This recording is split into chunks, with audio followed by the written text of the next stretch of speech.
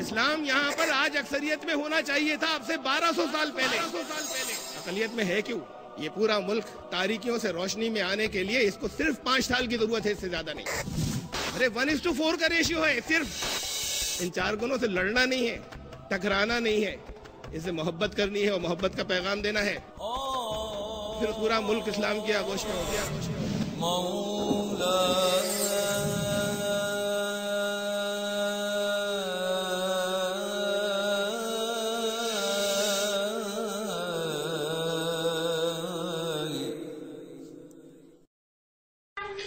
ایک سوال کیا گیا تھا جمعہ مبارک کہنے کے سلسلے میں، تو یہ نہ کوئی ضروری چیز ہے اور نہ کوئی غیر ضروری چیز ہے۔ اصل میں آج کل کیا ہو گیا ہے ہمارے ہاں کہ زیادہ تر چیزوں میں ہے ہم دکھاوے میں زیادہ آگے ہیں، دکھاوے میں اور ظاہری چیز میں ہم جو ہے زیادہ یقین رکھتے ہیں، اور باطنی چیز اور اندر جو حقیقت ہے اس میں چاہے ہم بالکل ہی کھوکھلے ہوں، تو وہی معاملہ ہو گیا ہے۔ تو اب آج جب لوگ کسی کو جمعہ مبارک کہتے ہیں تو پہلی بات یہ کہ میں یہ نہیں کہہ رہا ہوں کہ وہ کوئی غلط چیز ہے کہنا، لیکن اس کا مطلب لوگ کیا کرتے ہیں اصل میں صرف فارمیلٹی کے لیے کہتے ہیں، بس کہہ دیا جمعہ مبارک بات ختم۔ اس سے نہ اس کے عمل میں کوئی تبدیلی آتی ہے، نہ اس سے کوئی انسپریشن ملتا ہے، نہ اس سے کہ اس کے زندگی میں کوئی طرز عمل میں تبدیلی آتی ہے، بس ایک فارمیلٹی کے لیے کہا جاتا ہے کہ جمعہ مبارک ہو۔ بھئی جمعہ مبارک کہنے کے بعد اس کا حاصل حق تو تب ادا ہوتا ہے کہ جب واقعی جمعہ کے دن جمعہ کو جمعہ سمجھا جاتا اور اسی طرز پہ اپنی زندگی کو بھی چینج کی جاتی، اپنی زندگی کو بھی تبدیل کی جاتی، جا کے اگر کچھ سنا مسجد میں تو اس پہ عمل کرنے کی کوشش کرتے، اپنے آپ کو دین کے اور قریب لاتے۔ لیکن آج ایسا ہو گیا کہ یہ صرف فارمیلٹی بن گیا ہے کہ بھائی جمعہ مبارک ہو، اب اس کا مطلب کوئی ہے یا نہیں ہے یہ تو مجھے نہیں سمجھ میں آتا۔ یہ ٹھیک ویسے ہی ہے جیسے کہ آپ اگر دیکھیں گے کوئی فلم انڈسٹری کا کوئی بھی ایکٹر ایکٹریس کسی کی موت ہو جاتی ہے،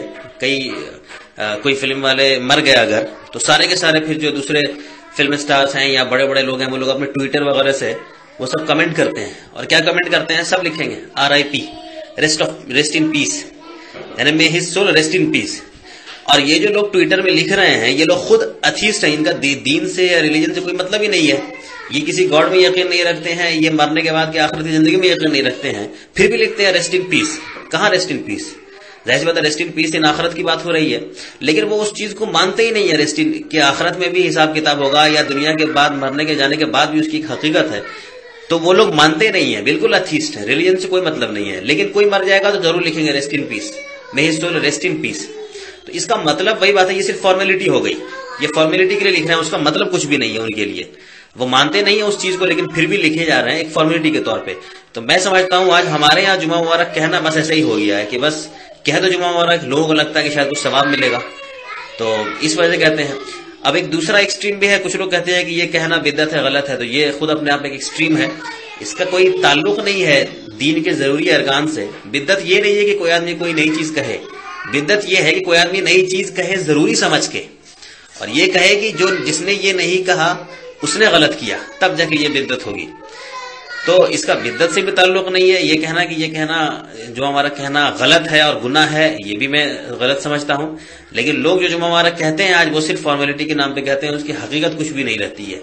تو ہمارے دین کے اندر ہر چیز سے ہماری حقیقت نکل جاتی ہے، روح نکل جاتی ہے، صرف ایک دکھاوا